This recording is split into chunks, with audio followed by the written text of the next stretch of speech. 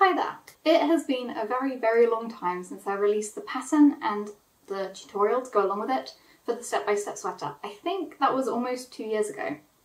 Since then I've had so many requests to do a cardigan version of the tutorial, and finally today I have that. So I'm going to be showing you how to knit your own cardigan.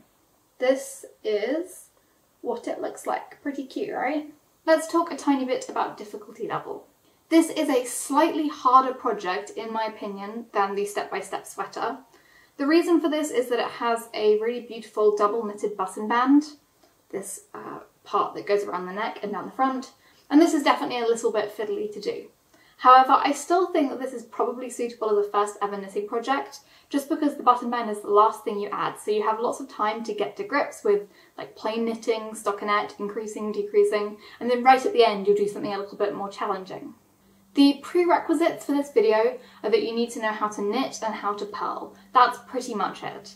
I will show how to cast on, I will show how to bind off, I will show how to increase and decrease. If you don't know how to knit and purl, I suggest you go and at least begin watching the step-by-step sweater video. At the start of that video I show how to knit, purl and how to make a gauge swatch. All of those are great things to give a go before you start on this video. But yes, other than that, I think this is perfectly suitable for a total beginner. I will put the cardigan on so that you can actually see what it looks like. Okay, so here it is. It's a very plain, slightly chunky stockinette cardigan. It has a nice bit of positive ease, a bit of a relaxed fit. And I think that this sort of very plain cardigan makes this pattern a really great sort of canvas for experimenting with different colours and unusual types of yarn. You can see I've gone for something with a little bit of colour variation and texture variation in it. So yeah, I think there are a lot of different options with this pattern and I really hope you enjoy this project. Oh, before I start, let's talk about the pattern. This video tutorial does show the entire process.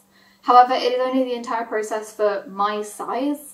Also, you will find it a lot easier to follow if you're following along with the written pattern as well. So what I suggest you do is, if you check the description, you'll find a link to Ravelry where you can download the PDF pattern that goes along with this tutorial. That pattern includes instructions for a much wider range of sizes, so that's pretty cool.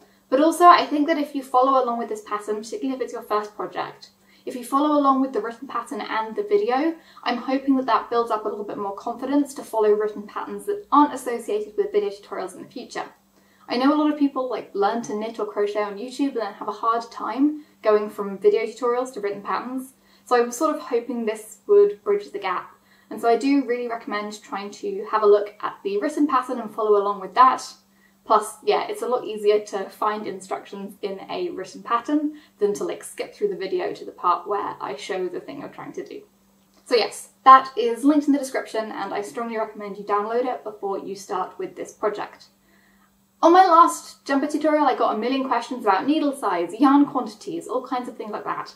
It is all in the pattern, so for the most part I won't answer questions in the comments if the answer is just check the pattern. Do try and check the pattern first, I promise it should all be there, and if it's not, send me an email and I will update the pattern or make an errata or something. Okay, so before we get going, I'm going to talk over some of the stuff that you need to know before you start this project. I'm going to begin with the materials. And I'm specifically going to begin with the yarn because I think that is probably the most exciting part. Now, the yarn that I'm using for this project is called Noro Madara. When I made the step-by-step sweater tutorial, I deliberately chose a really budget-friendly yarn for that tutorial. That is not the case here. This is a pretty expensive yarn. However, the gauge of this cardigan is really similar to the jumper, and so you should be able to use the recommended yarns for a jumper for this cardigan too. If you're on a budget, the yarn that I would recommend the most for this would be something like Drops Alaska or Drops Nepal. They're pretty similar. Drops Alaska is 100% wool and Drops Nepal is a wool and alpaca blend. Another notable alternative that you could go for is more of a worsted weight yarn held with a strand of silk mohair. So worsted weight yarns that you could use for this include things like Knitting for Olive's Heavy Merino, Volcalana Peruvian Highland Wool, Cascade 220 if you're in the US. Any of those held with a strand of mohair should work out well as well. And obviously I do recommend this yarn, it is beautiful if you have a larger budget for this project. You're going to need needles, of course. Your needles should be circular needles, so 2 needles connected by a long cable like this.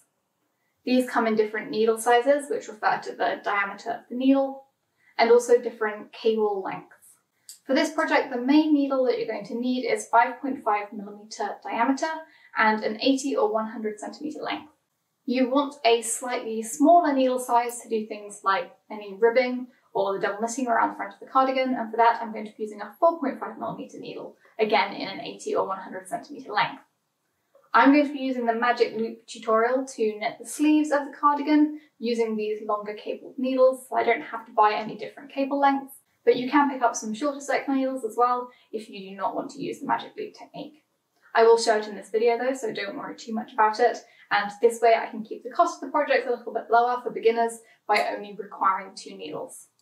Something that might be worth considering is if you just want to buy 2 fixed circular needles, that is cheaper than buying an interchangeable set.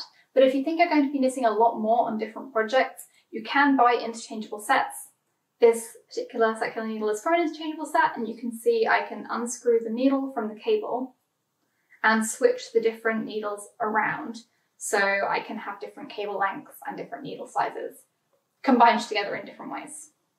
It's a little hard to show my interchangeable set on camera because it has a lot of stuff in all of the pockets, but this is what my interchangeable set looks like. They can be very expensive. This one is quite a pricey one, but to start off you can get one from, I think, Drops for about 20 or 25 pounds, which is a good deal. In terms of the other bits and pieces you might need for this project, you're going to need a tape measure. If you don't have a tape measure, you can use like a ruler and a piece of string, some scissors.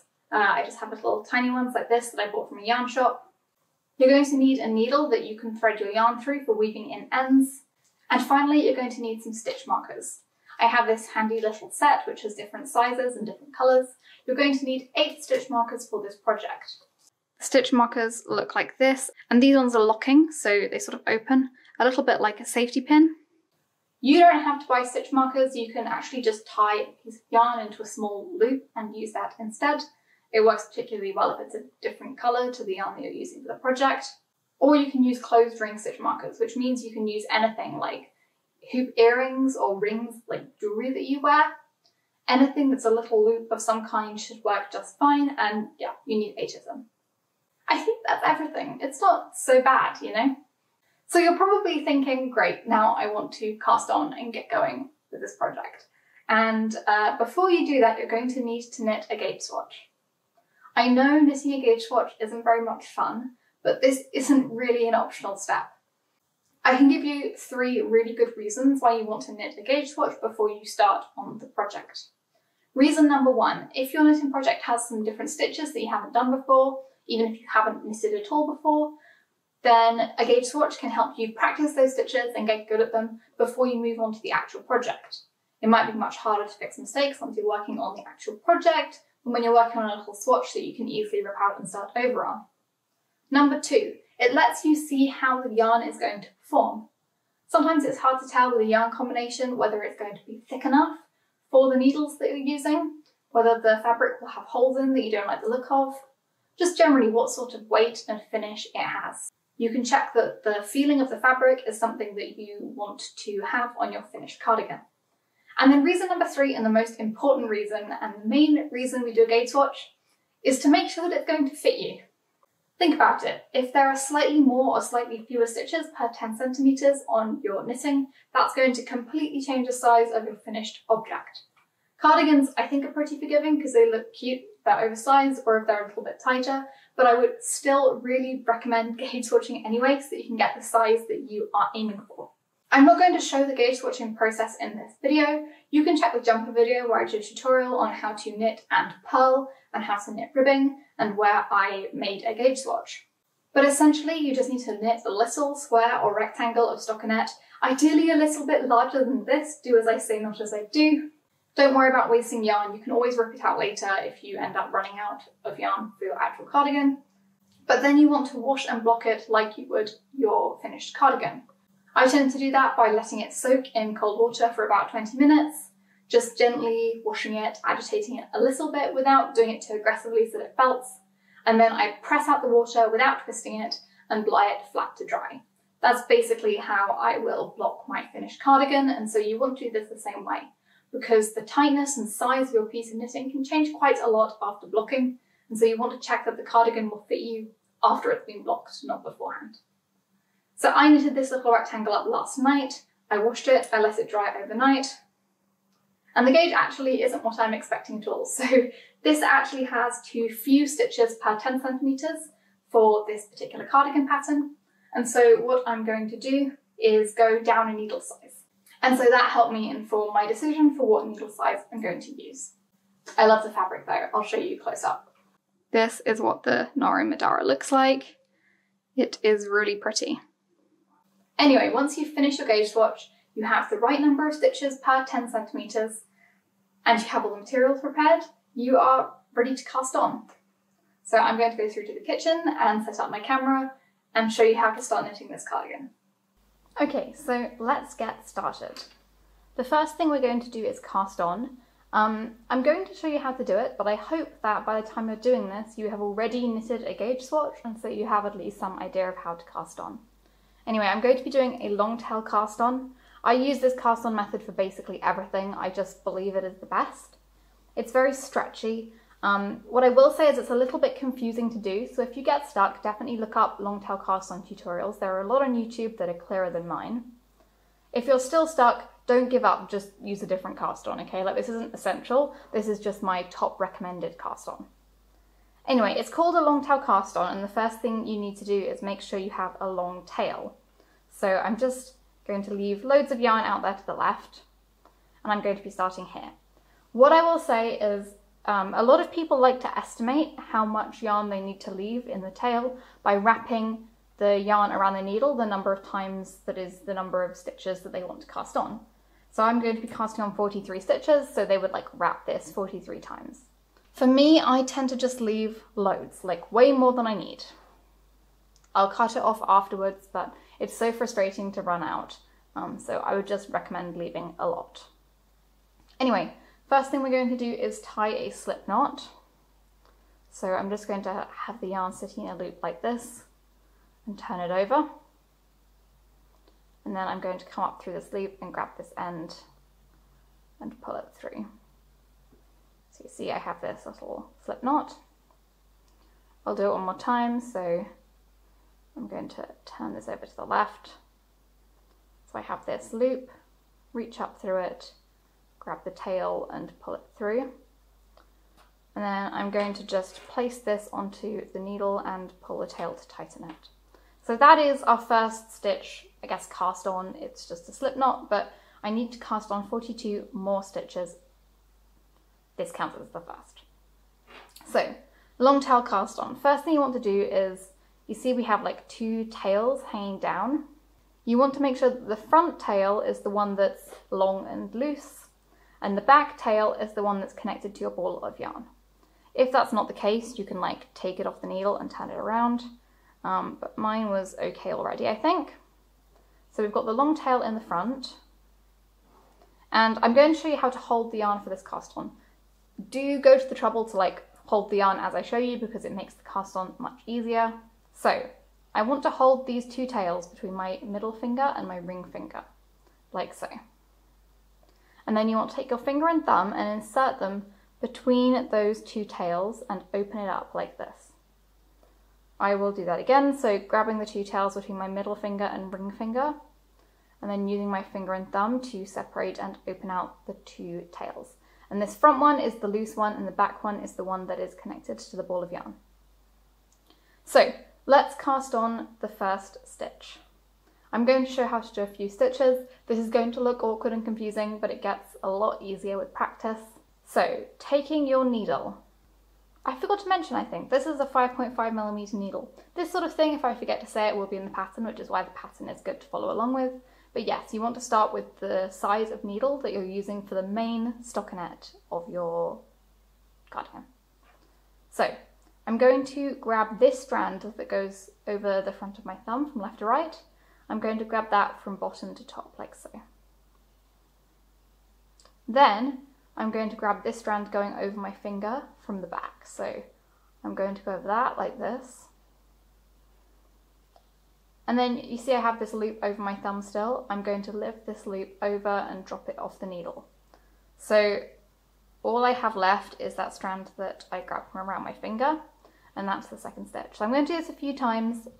Definitely look up a tutorial by somebody else if you're stuck on it. This is a great skill to have. It's a really good cast on. So I'm going to grab this strand that comes around my thumb from left to right. I'm going to grab it from the bottom. Then I'm going to grab this strand that travels over my index finger. I'm going to grab that from the back. And then I'm going to use my thumb to lift this loop over and off the needle. There's my third stitch. Let's do it again. So, grabbing this strand that goes over my thumb from left to right, I'm going to grab it from the bottom. Then I'm going to grab this strand that goes over my finger from the back. And then I'm going to drop that loop I have over my thumb off the needle, over and off like so. So there's 4 stitches. I promise the section that comes after this is much easier. The cast on is definitely sort of the fiddliest part. Anyway, I'm going to carry on until I have 43 stitches on the needle. I currently have 4, so let's just keep going. 5. Okay, so I have my 43 stitches on the needle, and as you can see I still have a lot of tail left. This is fine. You can cut this so that you don't get it mixed up with this strand when you start knitting. I would recommend doing that. Just make sure that if you cut it, you leave like at least this amount so that you can weave this end in at the end. To be honest, I'd recommend leaving a little bit more than this. Okay, so since we did a long tail cast on, the first row that we're going to do is going to be a wrong side row. So the right side row, wrong side row thing. If you look at knit fabric, it has like a right side where you can see the little V's. And then if you look at the back of the fabric, it has like a bumpy look to it. And you can see the back of the long tail cast on has these little bumps on it. So the first row is going to be a wrong side row, which means we're going to purl it. At this point you need to prepare your stitch markers. You're going to need 8.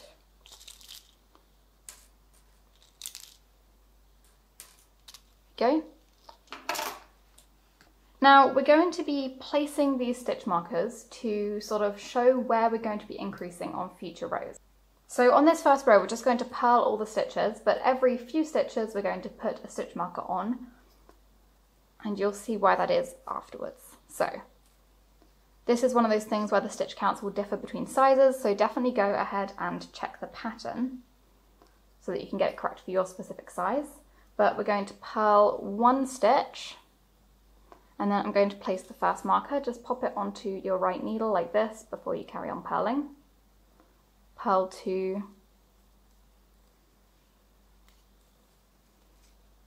place the marker. So we're basically going to be placing these like 4 pairs of 2 markers, and each of these pairs of markers will have 2 stitches in between. So now I'm going to purl 6, 1.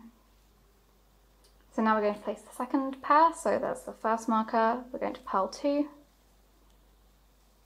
And then I'm going to place the second marker in that pair. Then I'm going to purl 21.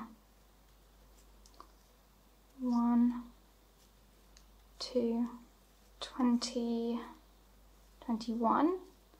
Okay, next pair of markers, so I'm going to place 1, purl 2, and then place the other.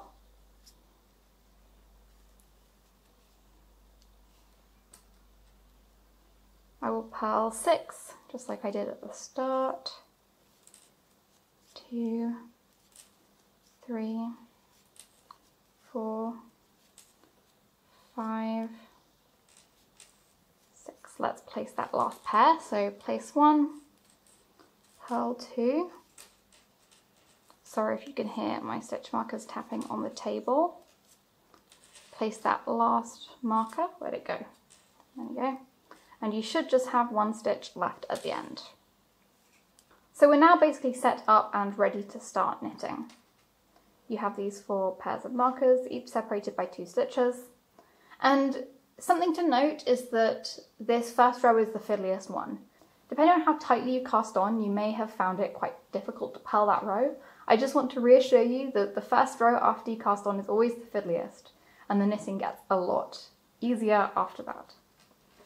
Okay, so I'm now going to start working the increases, and at this point please make sure that you read the pattern really carefully. I'm really just going to be showing you in detail how to make my size, That means there shouldn't be anything in the pattern for the other sizes that I'm not showing you how to do here, but some things like stitch counts and number of repeats do differ between sizes, so make sure that you read the pattern really carefully to figure out what you need to do for your size.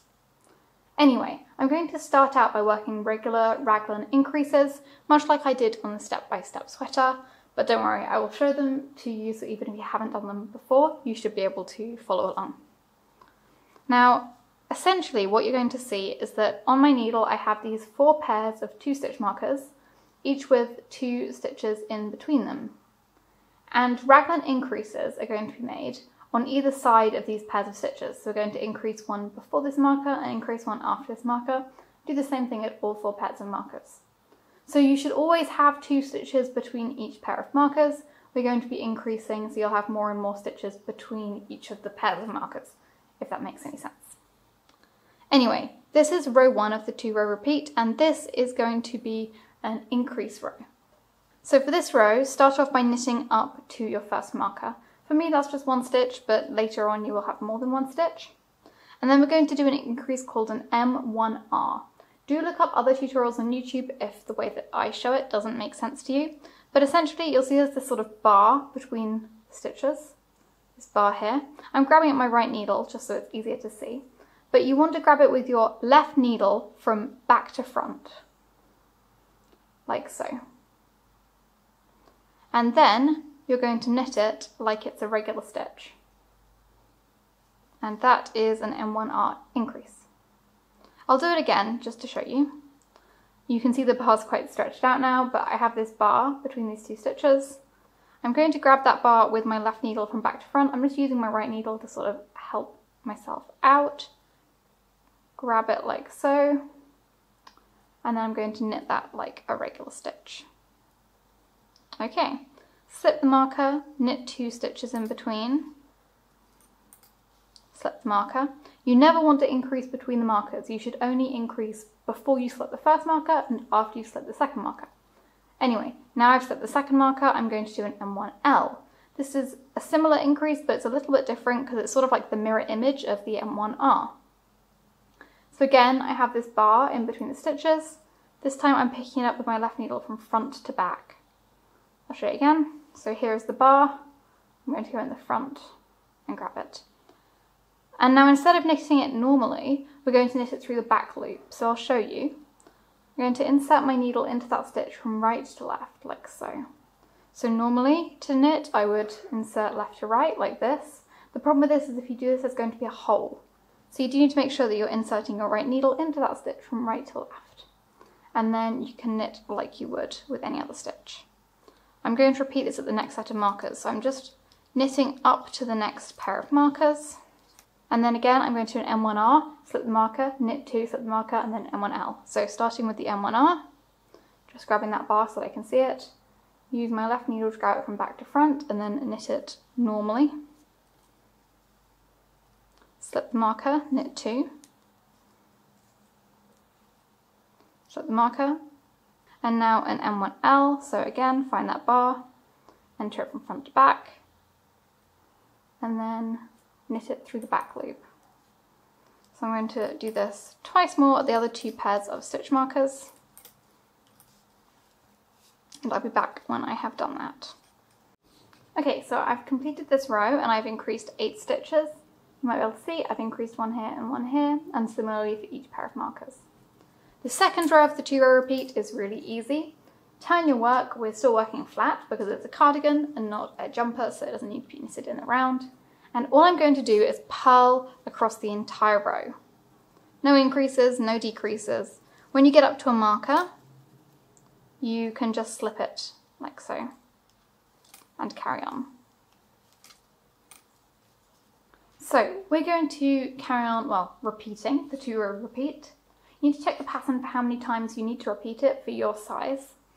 Basically for now we're just increasing around these raglan stitches to shape the body, but after this section is over we're also going to start increasing here to shape the neck. For me, I have to do this 2-row repeat a total of I think 8 times before moving on, so I will be back when I have done this repeat 8 times in total, including the time I've already done. Okay, I'm back.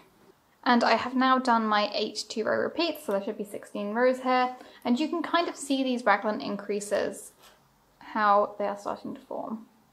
So there are these 2 stitches that were in between the stitch markers, and you can see the other stitches here that have been increased on either side. And to give you a better sense of how this cardigan is going to work, it's sort of going to sit like this. So this is the back of the neck, over the shoulder, and then down onto the front, see? And so the next thing we're going to do is continue the raglan increases as before, but we're also going to increase to give this neck more of like a rounded shape and to bring it in towards the middle of the front. So we're moving on to a 4-row repeat, and the first 2 rows of the 4-row repeat are exactly the same as the 2-row repeat we were just working on. So row number 1, regular raglan increases, increase on either side of each pair of markers. I mean, I'll show you the start of it, but you should be quite good at this by now. Just going to knit up to that first marker, M1R, stop the marker, and yes, just carry on all the way along this row doing these increases as before, and then on the next row I'm just going to purl back. So I finished rows 1 and 2 of the 4-row repeat, which were the same as the previous rows 1 and 2, and this is where it changes at row 3. So for row 1, when we did the raglan increases, we increased a total of 8 stitches, 2 on each side of each pair of markers, but for this row 3 we're going to be increasing 10 stitches, so all the same ones as before, but we're also going to be increasing 1 here between the first and second stitch of the round, and 1 here before the final stitch of the round. It's not a round, it's a row. You know what I mean. Before the final stitch of the row. So here's how row 3 of the 4-row repeat works. Knit the first stitch, and now we're going to make another increase, and this is going to be an M1L. So I'm going to grab that bar from front to back, knit through the back loop, and now I'm going to basically carry on exactly like I did for row 1. So I'm just going to do regular raglan increases up until I get to the last stitch of the row. So as before, I'm doing that M1R before each pair of markers and the M1L afterwards. Okay, so I am up to the last stitch of the row, and this time I'm going to an M1R. So I'm grabbing the bar from back to front and then just knitting it normally and knitting that final stitch to finish. And I've done row 3 with the 10 increases. So row 4 is the same as row 2, just purl, and basically we are now going to keep on repeating the 4-row repeats. So row 1 is raglan increases, row 2 is a purl row 3 is raglan increases plus neck increases, row 4 is a purl row. And the pattern will tell you how many times you need to repeat this. I need to do it a total of 7 times, so I've done it once, 6 more times afterwards, and I'll be back when I have done that. Okay, so I am now done with the yoke. You can see here on this edge, this is where the neckline increases are, and you can also see the raglan increases along here. The next step is going to be dividing the body and sleeves, which means I'm going to knit up to here, then put all of these stitches, which are the sleeve stitches, on hold, continue to knit the back, put the neck sleeve stitches on hold, and then knit the front again. Hopefully that will make more sense when I show how to do it, and if you're having a little bit of a hard time visualizing what's going on here, if you skip ahead a little bit in the video, I will show you what this looks like afterwards and try it on so you can get a better sense of what goes where. For this next step, you're going to need your needle. You're also going to need some scrap yarn. You can use any yarn, it can even be the yarn that you're knitting the cardigan in, but I would recommend using different scrap yarn if you have it, just because it's a little bit more visible what's part of the cardigan and what's scrap yarn when you go back to it later. This scrap yarn is going to be used to hold the stitches from the sleeve so that we can pick them up and add sleeves to the cardigan later on. Anyway, first step is to knit up to the first marker.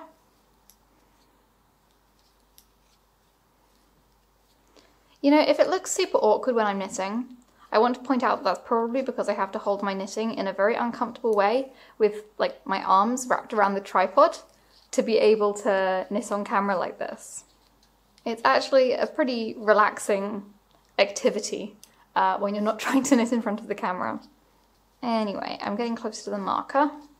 Now we are done with the raglan increases, so when we get up to the marker we can remove it, knit 2, and then remove that second marker as well.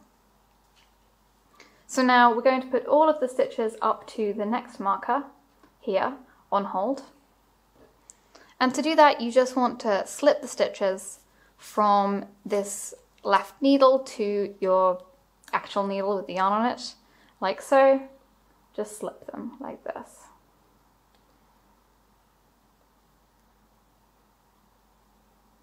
Okay, go up to the next marker. I can just take that marker off and set it aside. I don't need it anymore.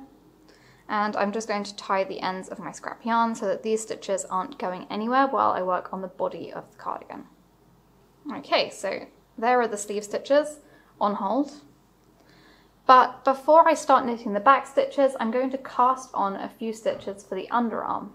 To do this, I'm going to use a different type of cast on called a backward loop cast on, which is a very easy cast on you can do when you're in the middle of a row. And to do that, you hold your yarn like this, and you just want to make a loop like so. So you can see this part's in front, and you can just put that onto your needle and pull it tight. I'm going to cast on 4 stitches to the underarm, so making that loop again, putting it onto the needle, go again, making this loop, placing it onto the needle. That's 3, let's do one more, making the loop and placing it onto the needle.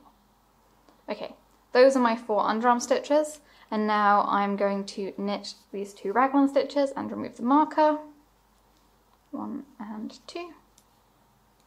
And now I'm going to knit up to the next marker. And basically when I get up to the next marker, I'm going to do the whole putting sleeve stitches on hold thing again, just like I did before. I will show you, but a little less detailed this time perhaps. Okay, I've reached the next set of markers, so again I'm going to remove the marker, knit the 2 raglan stitches, remove the marker again, and then the next stitches up to the next marker I'm going to pop onto scrap yarn again, tie off these ends, and then I will cast on my 4 stitches again with the backwards loop cast on, 2, 3, 4, and now I'm just going to knit all the way to the end of the row and remove that last marker as I go. Once I get to the end of the row, I'm going to turn my work and purl all the way across again, and then I will be back to talk about what I'm going to do next. Actually, I'm just purling back across, having finished that row where I divided body and sleeves, and I thought it might be helpful to show you. I've reached the point where I cast on the 4 stitches for the underarm, and as you can see, it looks pretty messy. I have this big loop of yarn here, and getting my needle into these stitches is pretty fiddly. So I just wanted to reassure you, if you also find that your knitting is looking like this, you haven't done anything wrong. It's kind of just the nature of the backwards loop cast on. It's going to be kind of hard to knit into the first time you come back to it, but this will be very easy to knit in all future rows, so don't worry about it. But yeah, that's why I think that the long tail cast on is probably the better cast on to use when you're not casting on in the middle of a row. Okay, so now that we're done dividing body and sleeves, you can sort of see the cardigan starting to come together. This is how it's going to look. So these stitches will become the sleeve, and this part that we're still working on is the body, and you can see the neckline, the shape is really starting to come together and look like a V-neck cardigan.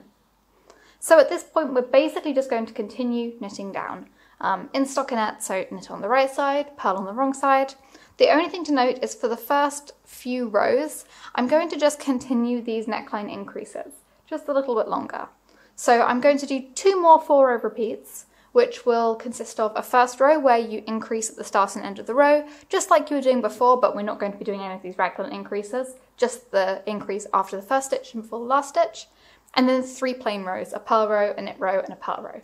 So it'll be knit row with the 2 increases, purl row, knit row, purl row, knit row with the 2 increases, purl row, knit row, purl row. And at that point you can just work in stockinette. knit on the right side, purl on the wrong side, until the cardigan is a few centimetres shorter than your desired length, because that's when we're going to add the ribbing. I will be back to show you that part. We can try it on, see how we're feeling about it, but I'll just remind you of these increases. After the first stitch, I'm going to insert my left needle from front to back, knit one through the back loop for an M1L, and then I'm going to carry on knitting all the way to one stitch before the end, and at that point I'm going to do the M1R like we've done before, and then knit that last stitch. Okay, so I have finished those neck increases, and then I just carried on knitting plain stockinette for a little bit, and I've decided to come back and show you where I'm at now. Hopefully this will help you visualise what's going on, because this cardigan is starting to look definitely a little bit more cardigan shaped. The nice thing about this sort of top-down construction is that when it comes to things like length, you can really knit them to suit your preferences by trying it on as you go. So this is how it's looking. And it looks a little bit short still, but there will be some rib on the end. I don't know whether you want a crop length or a full length, but maybe try on a cardigan that you already have and that you like the length of, and you could try and match that. So I'm wearing a cardigan now that I find to be a very wearable length. I think I generally like my cardigans a little bit shorter than my jumpers. But if I put this one on, you can see that by the time I add some ribbing onto the bottom of this, I'd say it's probably at least the length that I want. Something to note as well is that the cardigan may grow a little bit when you wash it for the first time and block it. How much will depend a lot on the yarn you've used, so hopefully your gauge swatch can give you a little bit of an idea of whether your yarn grows a lot during blocking or not. But yes, I think that at this point here, I'm ready to switch to ribbing. In order to get the ribbing to look really tight and neat, you're definitely going to want to go down a needle size or a couple of needle sizes from whatever needle you were using to knit the cardigan.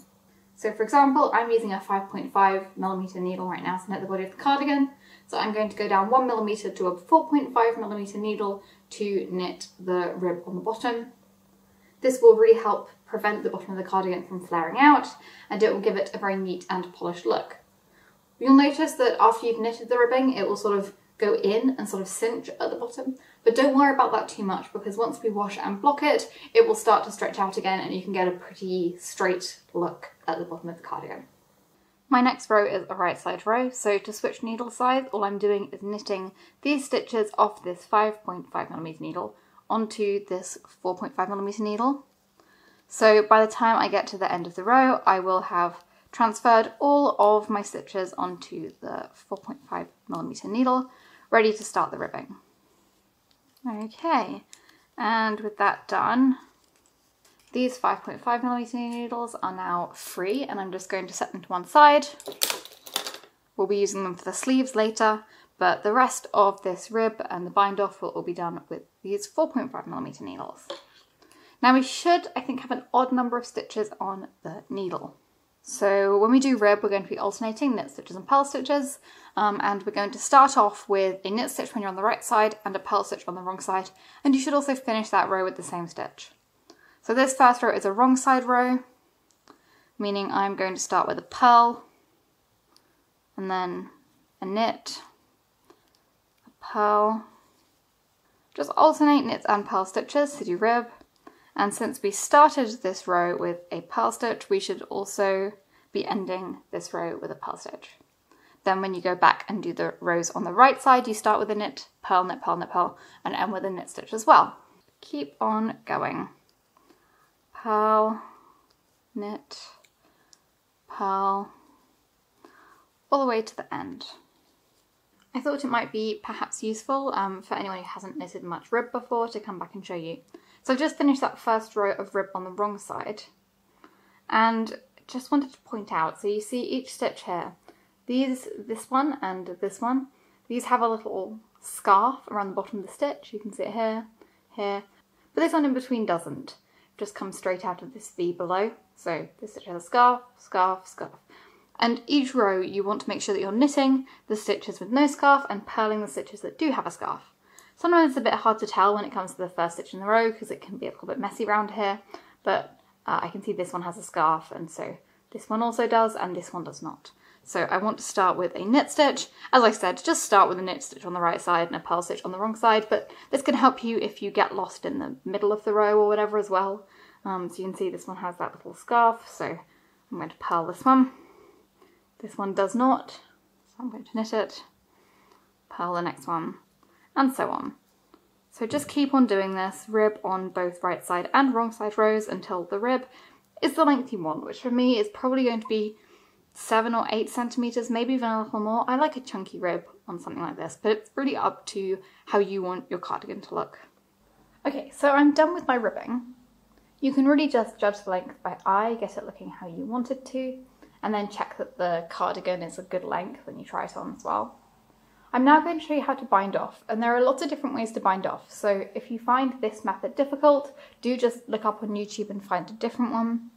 But I'm going to show you how to do an Italian or sewn bind off. The names vary quite a lot with translation, I find. I like this bind off because I think it looks really pretty, while also not being super complicated to do. I'm very sorry if you can hear the construction work going on just outside my window. They basically work during all daylight hours, so I have to film while the construction's going on. Not really a good alternative. Okay, I'm going to take you through the steps that you need to repeat to bind off. And you need to make sure that you've cut a really long tail of yarn and threaded it onto your needle. If you're wondering how long you should cut it, my advice would be as long as you can comfortably manage without it being tangled as you sew this bind off. If you run out, you can always rejoin another piece of yarn and carry on, so don't worry too much about it, but generally I go for like 2 full arm lengths because that's the most I can easily manage.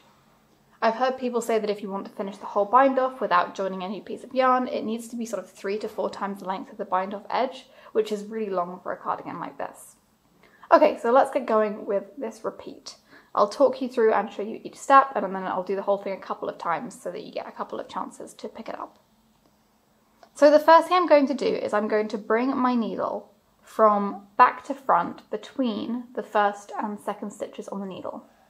So it's just going straight through. It's not going through the loops that form either of these stitches. It's just going straight through between them from back to front.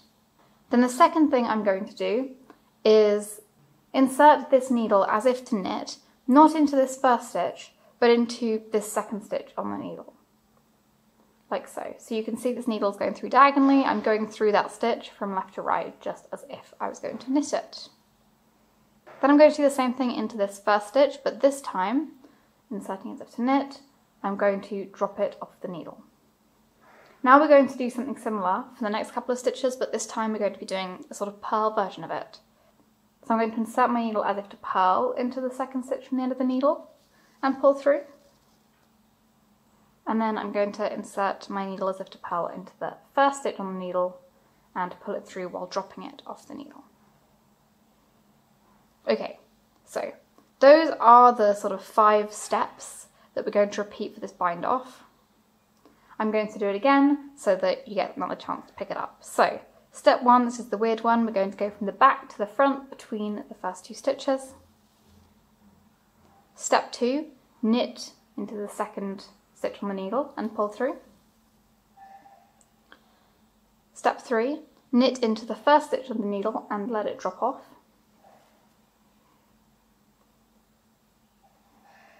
Step 4, purl into the second stitch. I guess I should be saying purlwise rather than purl. And then step 5 is purlwise into that first stitch on the needle and let it drop off. Now, I've had a little incident while doing this. My yarn actually broke, which is not uncommon when you're doing a step like this and you have a pretty loosely spun yarn like this. I figured this would be a good teaching opportunity to show you what I do in this situation, especially because some of you guys might run out of yarn even if your yarn doesn't break, and this is how I would rejoin some new yarn. For this to work, your yarn needs to be wool and it needs to be non-superwash. So if you're trying to recreate this tutorial with acrylic or something, this maybe isn't going to work so well for you. But for wool, basically all I'm going to do is hold these 2 bits of yarn so that they overlap. I'm just going to grab some water. Now, this method is called spit splicing, and so I'm sure you can infer what this liquid used usually is, especially when you're out and about on the go. But I'm not going to spit on YouTube, so I'm just going to use water from this cup. Just get some water on those ends, and then use your hands to rub those two ends of yarn. And what you'll probably notice is that they start to stick together. What's basically happening is the moisture and the heat and friction are felting this yarn. So in the same way you'd make felt, you're basically felting the ends of the yarn back together again. And you can see what we end up with is a pretty seamless join. So I'm just going to carry on my bind off like that. Okay, so let's do the repeat again. I'm going to insert my needle from back to front between the first and second stitches. I'm going to go knitwise into the second stitch along and pull through. Knitwise into the first stitch along and let it drop off the needle as I pull it through. Just make sure that my yarn's not getting caught. There we go. You can see the corner of the bind off starting to form. Purlwise into that second stitch and through. Purlwise into that first stitch and let it drop off. And you're just going to need to repeat that sort of 5-step process until you've bound off the entire bottom edge of the cardigan. It definitely takes some time, but I promise it's worth it, and the steps you have to repeat really become second nature after a little bit of time. So I've repeated those steps until I've pretty much finished the bind off. Hopefully you'll have a slightly longer tail left than me at the end, because we will need to weave this in to make it all secure. But I have just one stitch left now, so I can't carry on to bind this one off. And so all I'm going to do is just shove my needle through somewhere here from back to front. I'm not going to worry about it too much. And then go through this stitch knitwise and drop it off the needle. It doesn't matter if this part doesn't look totally perfect. We will be hiding this edge with the button band. So yeah, don't worry about it too much. We're now done binding off. Now in terms of the next step, the things that remain to do are the button band and the sleeves. You can do these in any order, they're sort of independent. If you are a more experienced knitter, I would recommend doing the button band first, because if you do the button band, it's a little easier to try the cardigan on to see sort of how it sits, to figure out the length that you want your sleeves to be. But if you are a beginner knitter, I'm going to suggest we do the sleeves first because they're a bit easier, and then we'll come back and do the button band at the end. Now in terms of getting started on the sleeve, there are 2 different types of needles that you can use to knit the sleeve. You could use some short circular needles. I'll see if I have any to hand. These are very much the wrong size, but you can see these have a much shorter cable. And depending on the size, you may be able to knit the whole sleeve on these or most of the sleeve on these. You can get them in very short lengths as well. But what I like to do, both because it means I only need 1 set of needles, but also because I find these longer needles more comfortable to knit with, is use a technique called magic loop. Now, the first couple of rounds of the sleeve is going to be quite complicated. There's a lot going on. We're going to be learning magic loop, we're going to be closing up holes in the underarm, and we're going to be getting started on the sleeve. So you might find it helpful to try some of these techniques in isolation. Just try and knit a small tube with magic loop or something like that to get familiar with it. Anyway, these are the needles that I use for the body. So these are my 5.5mm, I don't know what this is, 80, 100 centimeter cable. And these are what I'm going to use for the sleeves. The first thing that you need to do is put these stitches that are currently on scrap yarn onto your needles. So start off by just putting your needle through the stitches like this until you have half, maybe, of these stitches on your needle. So I've now gone through half of the stitches, which for my size is 25.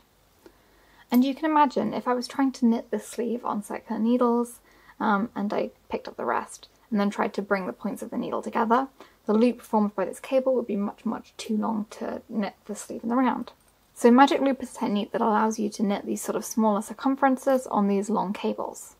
So before picking up the second half of the stitches, you can sort of pull your needles through so that the stitches are just sitting on the cable. then I'm just going to turn the sleeve around so I can easily get to the stitches on the other side. And I'm now going to use this needle to continue to pick up the other 25 stitches.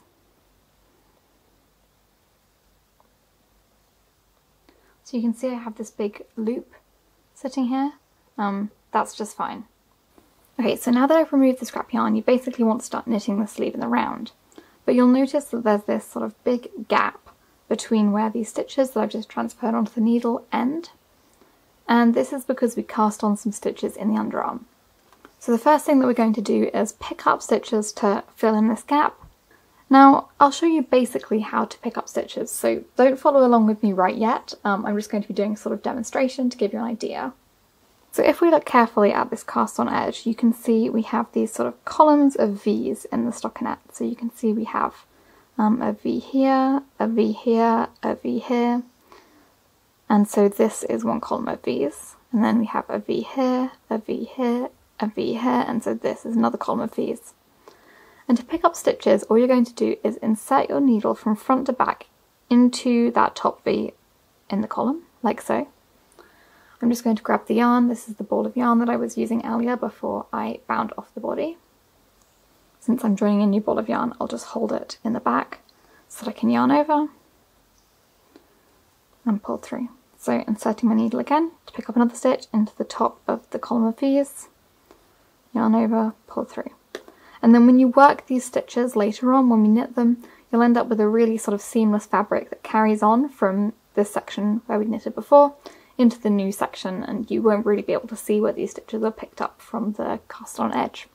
However, if we do this, you'll see there's still a big gap here between these stitches and the first column of V's, and this is fine. If you find this part where we are picking up extra stitches to be too confusing, you can just do this and then you'll be left with a little hole at the end, which you can sew up. But I'm going to show you a way to pick up a couple of extra stitches to hide those holes. And then we'll have to decrease those extra stitches afterwards because we want to pick up the same number of stitches that we cast on in the underarm, which for me is 4, but I'm going to end up picking up some extras. In preparation for this, I've just grabbed a couple of stitch markers and you can follow along now. So the first column of V's is here. And all I'm going to do is pick up 2 stitches before I pick up the stitch in the first column of V's. So I'm going to pick up these 2 extra stitches before I start picking up the 4 underarm stitches from the columns of V's. And to do this, I'm just going to insert my needle into this edge of the fabric. So you can see this is where the first column of V's is, it ends here. And I want to pick up 2 extra stitches between here and that point. So to do this, just insert your needle somewhere. For these 2 extra stitches, you might not have a column of V's to insert your needle into, so I'm just shoving it sort of into the side of the fabric like this. Just grab my yarn end, and I'm just going to hold it sort of in the back of my work so that I can start knitting with it. So there's 1 stitch picked up, and I'm just going to take a stitch marker and place it onto my needle here. So this stitch marker will be in between the 2 extra stitches that we pick up so that we can find them later on. Because we're picking up these 2 extra stitches on each side, we want to decrease them, like get rid of them on the next round. And so this marker will help us remember where they are so that we can remember to decrease them back out again. So for the second stitch, again, I'm just shoving my needle sort of into the side of this fabric here, not worrying too much about where. And now we have our 2 extra stitches picked up. I'm going to go ahead and pick up half of the underarm stitches. So you can see the first column of V's here. Inserting my needle into the top to pick up a stitch. Here's the second one. Inserting my needle into the top V to pick up a stitch. And I'm doing 4 underarm stitches in total for my size.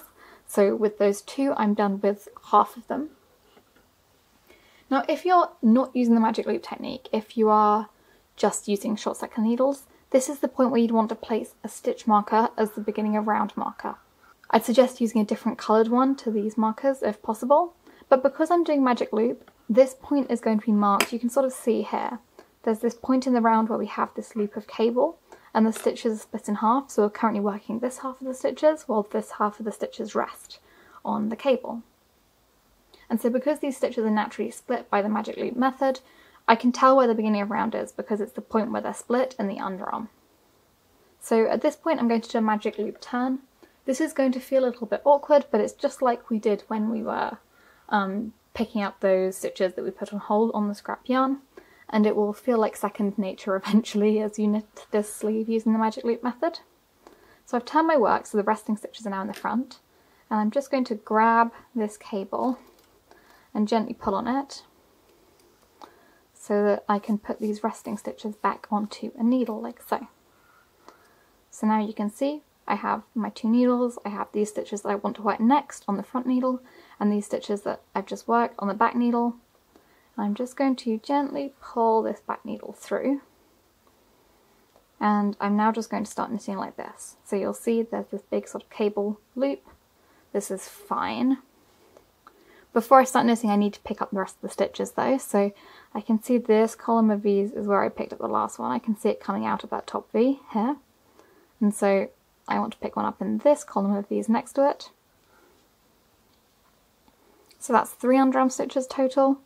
I'm just going to do one more. And now I want to pick up the 2 extra stitches. So you can see I actually have another column of V's here that I can pick up the first of the 2 extra stitches in. And then I'll place a marker again to indicate where they are. And now I'll pick up the second extra stitch, and I don't have another column of V's to pick it up from, so I'll just sort of put my needle into the side of the fabric here. There we go. And now I can just continue knitting these stitches until I've reached that halfway point where I need to do the magic loop turn again. Okay, so I've reached this halfway point. So these stitches are the ones I've just worked, and you can see I've got these stitches, the back ones resting on the cable, and that means it's time to do the magic loop turn. So turn my work so that these stitches that I want to work next are in front. Pull on this cable so that I can put these front stitches back on the needle, ready to knit them. When you do this, you want to make sure that this currently used yarn is behind the work and out of the way when you're knitting a stockinette. And then I'm just going to pull this needle from the back stitches, ready to start working these front ones again. And now continue knitting. So every time you do half of the stitches, we're going to do that turn again, which I know can seem a bit awkward and time consuming, but it becomes really easy after a little while. Now I did say we would have a lot going on for this first round, and it's true, we still need to decrease out those extra stitches that we picked up. Once you've got rid of these though, you are just going to be knitting in the round with magic loop and it will get much easier. So I'm going to keep knitting until I get up to 2 stitches before that marker. So if you remember, 1 stitch on each side of the marker is an extra stitch. So I want to get rid of this stitch before the marker and this stitch after the marker. And the way I'm going to do this, I'm going to knit this stitch before the marker together with this stitch, and I'm going to knit the stitch after the marker together with this stitch. So I'm going to do a knit 2 together, super easy. Just insert your needle through both stitches from left to right, like you would if they were a single stitch. Yarn over, there we go. I've got rid of one of the 2 extras. Can remove the marker. And then I'm going to get rid of the second by again just doing a knit 2 together. There we go, I can knit the last stitch. And I'll show the magic loop turn again now. I'll show it a few more times because I know it takes some getting used to. Turn my work, so I've just worked these stitches, I now want to work these ones. Grab and pull this cable so I can get these front stitches onto the needle ready to be knitted. And then pull this needle out of the back stitches so that I can use it here in the front. Again, I'm just going to knit, well, in my case, just 1 stitch, so I'm 2 stitches before the marker, knit 2 together,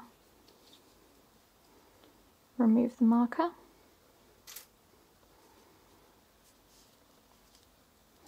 and then knit 2 together again. And there we've got rid of the extra stitches and we have closed up the hole that would appear in the underarm. So from here it gets much easier.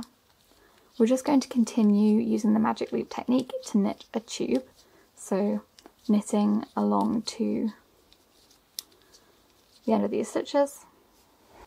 And I will show the magic loop turn one more time here. Turn my work. So the stitches I've just worked from the back and the ones resting that I want to work next are in the front. Pull this cable so that I can put these onto the needle. Just make sure that your working yarn is out of the way behind your work, and then you can pull this needle and start knitting. And at the end of this, I think I'll have done a total of 2 rounds. And you want to just keep going like this until, for my sides, you've worked a total of 19 rounds. See, the sleeve isn't just a tube, it does taper a little bit towards the wrist, so we will need to work a few sets of decreases as we go down the sleeve. And the way that this works on my sides is that the decreases are every 20th row for a total of 3 sets of decreases. So you will need to knit 19 rounds, then knit 1 round with decreases, then another 19 rounds, then 1 round with decreases, and so on. So that is 2 rounds done. And I'll be back when I have done 19 so that I can show you how to do the decrease round. Okay, so I'm back and I have done 19 rows. You can see the sleeve is starting to take shape, and this 20th round is going to be the first one with decreases. So I'm going to show you how to do a decrease round now. So I am starting from the beginning of round, which is sort of the side which matches up with the underarm, if that makes any sense. So I'm going to knit the first stitch. And then once I've knitted the first stitch, I'm going to do the first decrease. And for this, I'm just going to knit 2 together. So I'm going to knit those first 2 stitches together as if they're a single stitch. Now I'm going to knit until I'm 3 stitches before the end of the round. So since I'm working with magic loop, I'm going to knit all the way up this side and almost all the way down the other side and stop like 3 stitches before the end. So here, so I'll be back then. Okay. There we go, I'm 3 stitches before the beginning of round, and I'm going to do a decrease here, but this decrease is going to be different from the knit 2 together. For symmetry, I need this to be like a mirror image of a knit 2 together, which is also quite easy to do. So insert your right needle into that first stitch as if you're going to knit it, but instead of doing the yarn over, just let that stitch drop off the left needle. So you can see that this stitch is now sort of arranged oppositely on the needle to these other ones. These stitches have the right leg in front, whereas this one has the left leg in front. So normally it would be positioned like this, but it's now positioned like this. So I'm going to do the same thing again. Insert the needle as if to knit, and then I'm going to drop off the left needle. And then I'm going to transfer these 2 stitches back onto my left needle. So you can see they're mounted backwards, so left leg in front. Now I'm going to knit these 2 stitches together through the back loop. So instead of inserting my needle from left to right, I'm going to insert my needle from right to left through both of these stitches. See that again? So instead of inserting my needle from left to right, I'm going to insert my needle from right to left through both stitches, and then just yarn over and pull through like normal. And knit 1 to finish the round. So I've done 2 decreases, one at the start of the round and one at the end of the round, or I guess 1 stitch before the end and 1 stitch after the start, and so I have 2 stitches fewer in total. The way that this sleeve is going to work is I'm going to do 19 rounds of plain stockinette followed by 1 round with decreases, and I'm going to do that a total of 3 times. So I've already done it once now, so I'm going to now do another 19 regular rounds, 1 round with decreases, another 19 regular rounds, 1 round with decreases. And after that, you can just knit the sleeve to your desired length. Remember, we're still going to put a cuff on the end of the sleeve, so you actually want the sleeve to be maybe 7 centimeters or 8 centimeters shorter than the desired final length. And you can figure that out by trying the cardigan on. So it's now the next day. I did my last set of decreases, the 3rd set around here, and I did another, I think 14 rows after that. You do want to make a note of how many rows you've done after the final set of decreases so that you can do the other sleeve exactly the same way. But yes, I tried it on and I'm pretty satisfied with the length. If I add on like so much, I think it'll be a length that I'm happy with, which will be about the length of the cuff. Something to note is that when we wash and dry this cardigan for the first time, it's a process that we call blocking. It can make the fabric relax a bit, and depending on what yarn you've used, your sleeve might get a little bit longer as well. It's just something to bear in mind, particularly if you notice that your swatch grew a lot when you swatched at the start. Anyway, to knit the cuff, what I have here are some 4.5mm needles. So I'm just going to knit one round first of all on the 4.5mm needles. I mean, this is much the same process that we did for the body, so I'm just going to be knitting one round on 4.5mm needles. And then I am going to be working in rib until the cuff is the length that I want. Okay, so I can now remove these 5.5mm needles. And I'm going to start doing the ribbing. So I'm just going to knit one, purl one. Sorry about the cable of my needles getting in the way. And I think I'm going to do maybe 20 rounds for this cuff. Again, this is something that you're going to want to make a note of when you do decide to stop so that you can do the other sleeve in exactly the same way. Okay, so I've done my rounds for the cuff and I'm basically going to bind off just the same way that I bound off for the body. So I'm just going to start as I did for the body bind off. I'm going to work my way around and I'll come back at the end because the body bind off was binding off a flat piece of knitting, whereas here we're doing a tube. So I'll just show you how to finish off your bind off in the round. Coming to the end of the bind off, knitwise through this one, knitwise and off. So I have one stitch left in the bind off. So what I'm going to do is, you can see this is the column of knit stitches from the first stitch that I bound off. You've got a V here, and you can see here I only have half a V. If you sort of fiddle around here, you'll find the other half of the V. It doesn't matter too much, you can really shove it through anywhere, but this is just where I find gives a fairly seamless look. Go through there.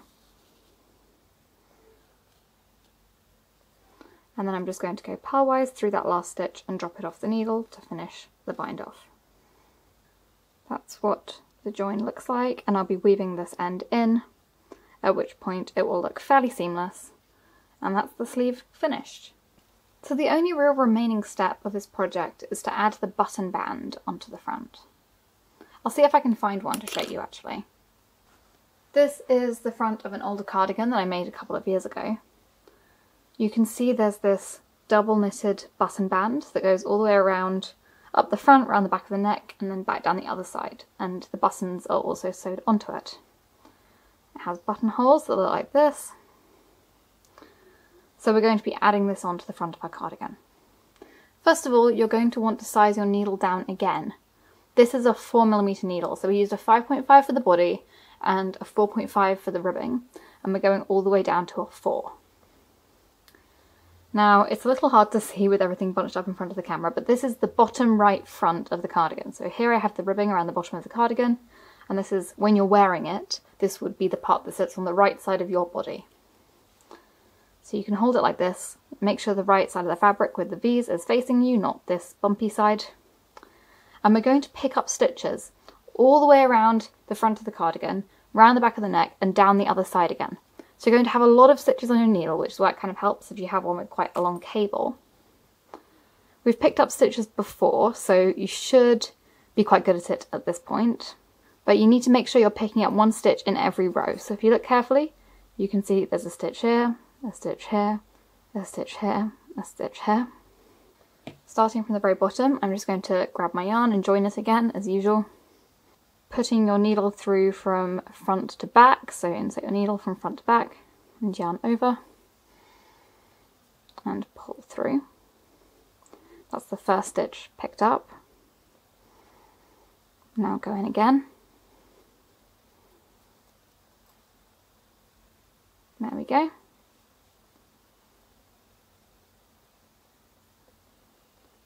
Third stitch, fourth stitch, and you want to go ahead and do this all the way up here round the back of the neck. So here you're going to be picking up stitches on the side of the fabric, right? When you go around the back of the neck, you're going to be picking up stitches along the cast on edge, which you can do just like we did for the underarm when we were picking up stitches for the sleeve. Keep on going all the way around here, all the way back down the front on the other side, and you'll end picking up stitches down here, which is, you can see the ribbing, the bottom left front of the cardigan. I'll show you that when I've done it. Actually, I thought it would be good if I just pop back in to show you. This is the side edge, and then this is where we have this end from when we cast on at the beginning. So when we reach where that end is attached, that's where we go from picking up stitches along the side edge of the fabric to picking up stitches along the top cast on edge. And when you're picking up the stitches on the top cast on edge, you want to pick up one stitch in every stitch. So one stitch in every column of V's. So you can see column of V's here, and go into the top stitch. Go. Another one here. See another column of V's here. My thumbnail is going down the middle of it, into the top of that. So you pick up stitches like this along that cast on edge, and then we'll go back to picking up stitches along the side of the fabric when we go back down the left front of the cardigan. Okay, so I've gone all the way around. I finished at the bottom of the left front. And the next thing I'm going to do is actually cut the yarn, because we're going to want to start working this button band from the other end again.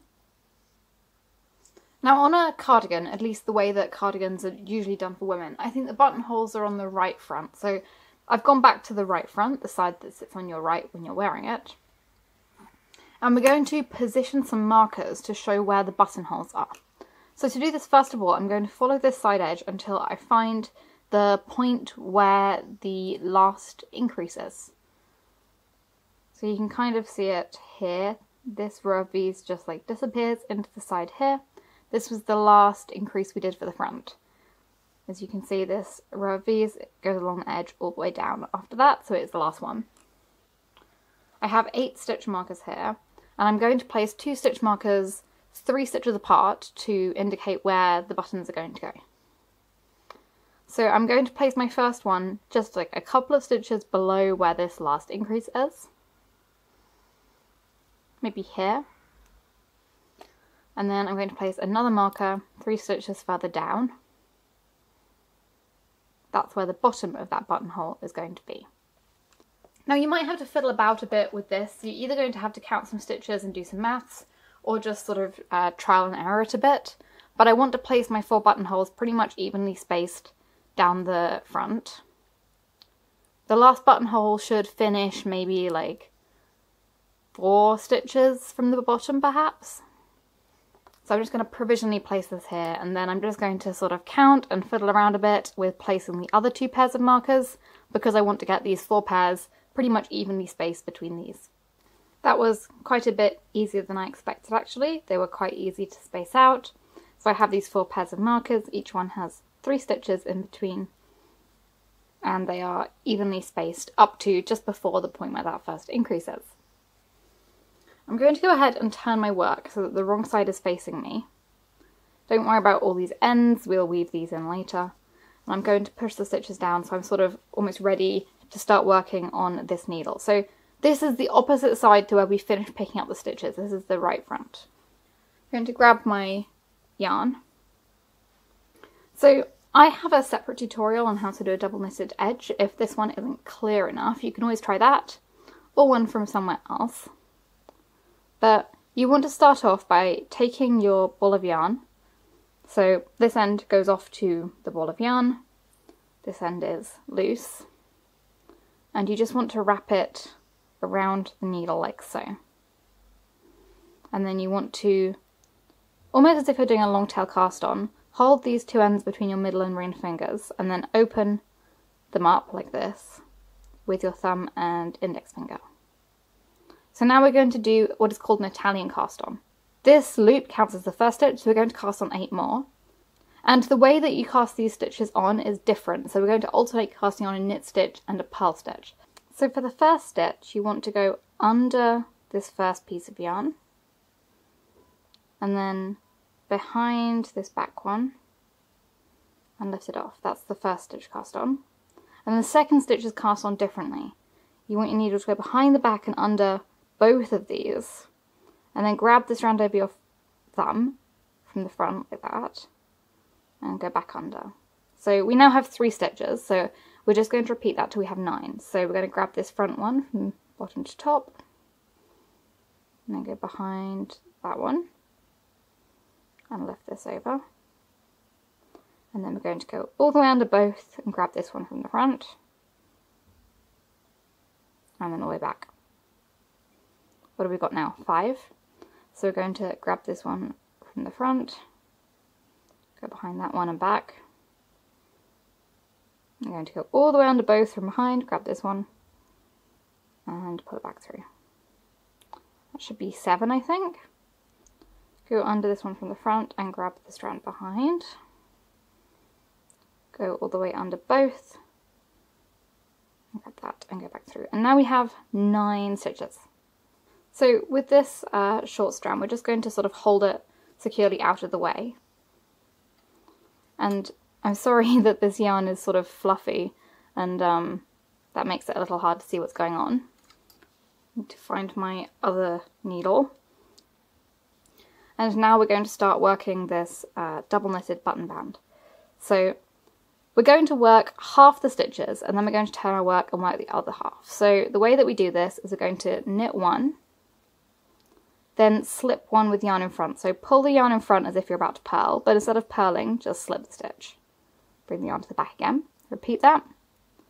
Knit 1, slip 1 with yarn in front. Knit 1, slip 1 with yarn in front. Knit 1, slip 1 with yarn in front. So we've worked 8 stitches and we have the 9th stitch here.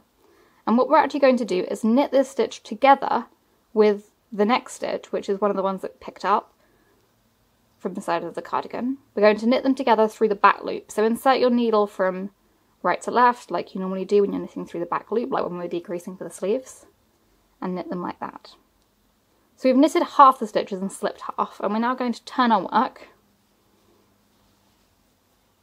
And essentially this time we're going to knit the other half of the stitches. So we're going to slip the first stitch, put the yarn in the back, knit 1, then slip the next one with yarn in front, knit 1, slip the next one with yarn in front, knit 1, slip the next one with yarn in front, knit 1, slip the next one with yarn in front. So I'll show you one more time, because this is basically what we're going to repeat up until we get up to the first buttonhole marker.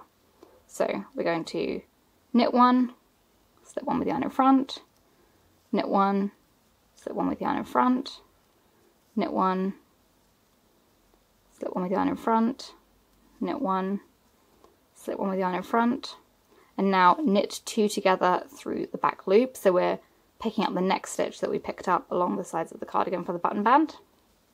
Turn our work and then go back along the other side. So slip 1 with yarn in front to start, knit 1, slip 1 with yarn in front, knit 1, slip 1 with yarn in front, knit 1, slip 1 with yarn in front, knit 1.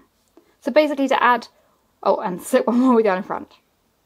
So basically to add 1 more row to that button band, you need to go in and knit 1 stitch from this together with the last stitch of the button band, and then go back on the other side. And I'm basically just going to repeat that until I have knitted together this last stitch of the button band together with all of the stitches up until the first marker. I'll come back then because that's when we're going to add the first buttonhole. So literally a couple of rows later, I'm on the right side row of my double knitting, and you can see that when I go to knit the last stitch of the button band together with another stitch from the side edge of the cardigan, I've got all the way up to the marker.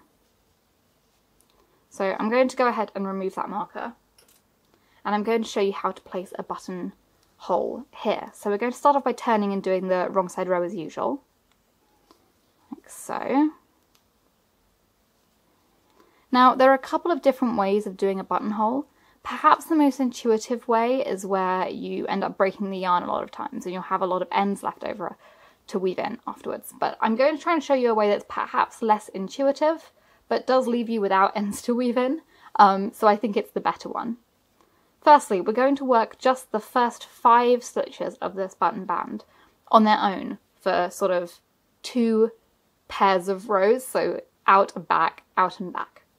So I'm going to knit the first stitch, slip 1, knit a stitch, slip 1, and then knit 1. So that's 5 stitches I've worked, and the remaining 4 here are unworked. But I'm just going to turn my work and go back over these 5. So slip with yarn in front, knit, slip with yarn in front, knit, And I'm going to do that one more time. Knit, slip, knit, turn my work and go back, slip, knit, slip, knit, slip. Okay, so turning it back to the right side again, we're now going to start working the other 4 stitches to make the second half of the buttonhole. So I'm going to start off by working that first 5 stitches again. But now we're not going to turn our work. Instead, we're going to yarn over. So bring your yarn to the front as if to purl, put it all the way over the top of the needle and back through. So we've made like an extra loop over the needle, and then carry on over the rest. So slip, knit, slip, and then knit 2 together through the back loop. Okay, so we're going to turn our work, and we're going to work 3 of those 4 stitches. So slip 1, knit 1, slip 1, and then the 4th stitch we're going to work together with the yarn over. So we're actually going to do a slip, slip, knit, just like the decrease that you saw earlier. Slip that one knitwise, slip that one also knitwise. This is the yarn over from earlier we've just slipped knitwise. And then we're going to knit those 2 together through the back loop. And then I'm just going to take my left needle and insert it through this hole here, the buttonhole. So you'll see that I have another yarn over on my needle. And then I'm going to turn my work, and we're going to work these 4 stitches again. So slip, knit, slip, knit 2 together through the back loop, and then going back we're going to repeat what we did before. So slip 1, knit 1, slip 1. Now we're going to do the slip, slip, knit of that final stitch from this half together with the extra yarn over. Knit 2 together through the back loop, and then I'm going to insert my left needle from front to back into that hole so we have another yarn over. Turn my work again. So again we're going to work those 4 stitches, slip 1, knit 1, slip 1, knit 2 together through the back loop. And we can now remove that stitch marker. And then we're going to slip 1, knit 1. We're going to go all the way across this row. So when we get up to this final stitch before the gap and that yarn over, we're going to do a slip, slip, knit again.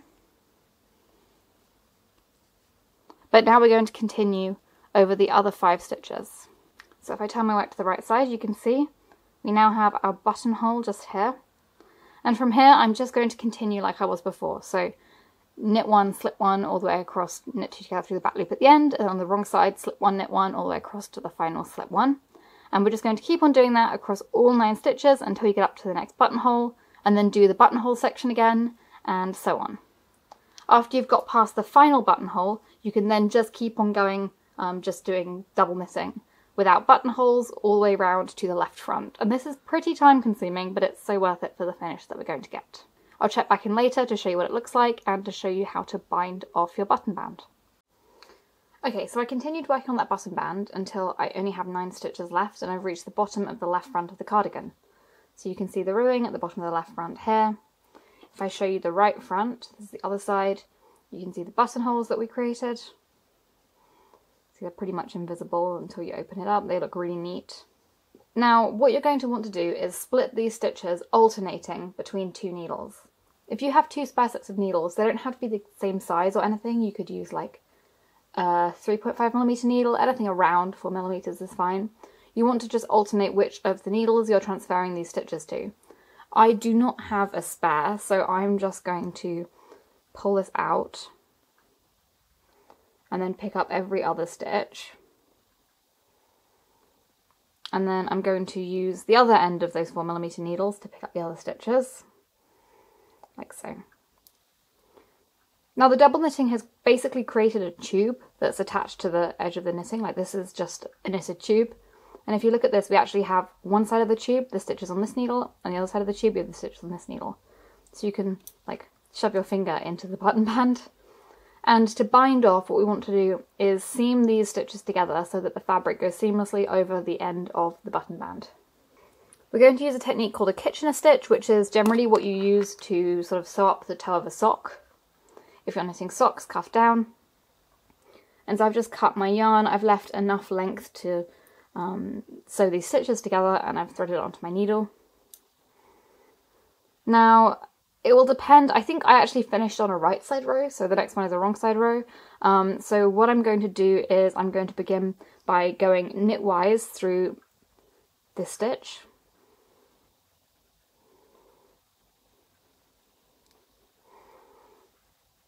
And then purlwise through the stitch. And you don't want to drop them off the needles. These are the two setup stitches for the Kitchener stitch bind off. To actually bind off, you want to make sure that you're starting the bind off on the side with 5 stitches, because we're going to alternate binding off a stitch on each needle, so you need to start on the needle with more stitches. I'm going to go purlwise through this back stitch and off. And then I'm going to go knitwise through the second stitch on that needle, but leave it on the needle. So we've now bound off one of the stitches on the back needle. On the front needle, I'm going to go knitwise through that first stitch and off. And then I'm going to go purlwise through that second stitch and leave it on. And we're just going to repeat those 4 steps. So you're going to go purlwise through the stitch on the back and off, knitwise through the second stitch, knitwise through the first stitch and off, purlwise through the second stitch. So let's just do that. Purlwise through that first stitch on the back needle and off, knitwise through the second stitch. And you want to make sure that this yarn is held underneath the needles, it's not looping around them. Then I'm going to go knitwise through the first stitch on the front needle and off, and purlwise through the second stitch, leaving it on. Purlwise and off, then knitwise, knitwise and off, then purlwise, purlwise and off, knitwise, and now we don't really have enough stitches left to continue. So I'm going to go knitwise and off through that stitch on the front needle. I'm just going to slide my needle through here, it doesn't matter too much, and then go purlwise and off through that final stitch to finish off. So you can see we've neatly bound off the bottom of the button band, and I just need to weave this end in. I mean, I guess we need to weave in all the ends really. Once the ends are woven in, you want to attach buttons. These are the buttons that I'm using. They're from a small company on Etsy called Pigeon Wishes. These buttons are not sponsored. They have sent me buttons for free in the past, but I bought these ones with my own money. I think they go really nicely with this yarn. I like to sew my buttons on using some sock yarn or some strong thread with nylon in. You can either count the stitches to figure out where exactly to place them, or you can just lie the cardigan flat so that the button holes are the layer on top, and then you can use a stitch marker. So like you have the buttonhole here, you can use the stitch marker to mark exactly where that lines up with the bottom layer, and then sew the button onto here. I'll be back when I've got all of the buttons sewed on, and when I've woven all the ends in. Okay, so at this point we are basically done with the cardigan. Well, you can see I'm wearing it, so I'm totally done with mine. But just to give a little more detail on what to do after finishing all of the knitting, you need to weave in your ends. I'm not going to show how to do that in this video, but there are a lot of tutorials out there, and I do also show it as a sort of appendix on the end of my step-by-step sweater tutorial, so you can check that. To be honest, it doesn't matter how you weave in your ends, as long as you think it looks pretty from the right side and the ends are properly secure. Yeah, it should be fine. After that, it is time to block the cardigan. To do that, you want to fill up a sink or a large bowl with sort of room temperature-ish water. If it's too hot, there's a little risk of it felting, but as long as you don't touch it too much, it should be fine. So don't worry too much if the water is warm. If you have like a wool wash soap, you can add a bit of that as you're running the water. Put the whole cardigan in, leave it to soak for about 20 minutes, and then you want to gently squeeze out as much water as possible. Don't wring it out or twist it, because that can really like deform the cardigan and give it a weird shape. Just gently squeeze out as much water as you can. Then I like to press it between 2 towels and like walk over the top of the towels to squeeze out even more water. Some people like to spin it in the washing machine. I don't do that because I don't find it to be very effective. I think my washing machine doesn't do a particularly good job of it. And then once you've got it as dry as possible, you need to lie it out flat to dry. Make sure you're doing it on a surface that isn't going to stain the cardigan and that isn't going to be damaged by the water. A lot of people use those sorts of foam play mats that you get in kids' rooms. You can buy those sold as blocking mats or as like a playroom accessory. You can also just lie it out on a towel on a carpet, but if you're doing that I would suggest switching the towel a few times as it gets damp, and that does take a lot longer to dry. For me, I like to use ideally some kind of slatted surface so that there's a little bit of airflow from underneath to help it dry quickly as well. But then again, a lot of the drying speed is going to depend on what country and what climate you're in. Here it's currently spring in the UK. It's not great for drying knitwear. So yes, you might just have to leave it for a couple of days. I know it sucks, but the cardigan is going to look so much better after blocking. Before you leave it to dry, you can really play around with the shape, stretch the ribbing out or compress it to give the cardigan the shape that you want. You can use a ruler to measure the dimensions to get them exactly how you want them to be, to, for example, match a cardigan that you already have and like. And then whatever shape it dries in, it will hold that shape pretty well once it is fully dry. If over time the cardigan loses its shape and stretches out or whatever, you can just block it again. After washing, just lay it out in the shape that you want, let it dry and it should regain its shape. That's just a cool property of wool, I guess. So I think that's about it. I think that's everything you need to know to knit your own cardigan. Do let me know if you give this project a go. Do post it on Ravelry and like tag it to the project on Ravelry. Thank you very much for watching. I hope you enjoyed this video, and I'm sure I'll be back again at some point with another tutorial. Not promising it soon, but in the meantime I do make a lot of knitting podcasts and other videos, so do subscribe if you're interested in that type of thing. Goodbye!